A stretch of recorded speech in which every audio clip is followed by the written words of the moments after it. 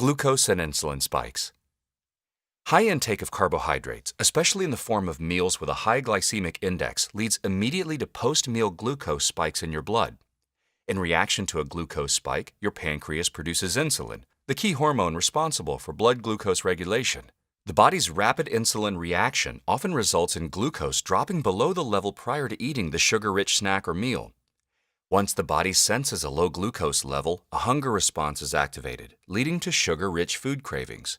Such a cycle of glucose peaks and valleys leads to a craving and snacking pattern that then results in high-calorie and sugar-rich food consumption, making it very challenging to control weight gain and quite likely leading to obesity.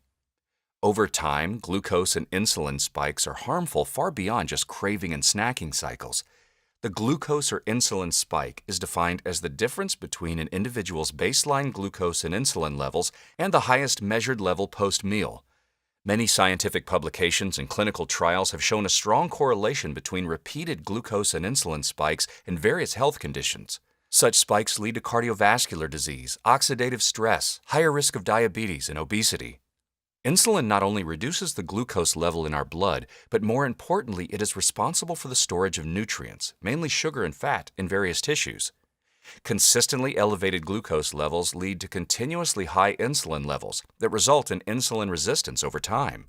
The next phase of insulin resistance is hyperinsulinemia, which happens when the pancreas consistently overproduces insulin. In the case of hyperinsulinemia, fat is stored in excess and the breakdown of fat becomes more and more difficult. Thus, even in a state of hunger, fat is not released from fat tissue as a backup energy source due to such a high insulin level, which leads to overeating and a nearly unavoidable path to weight gain.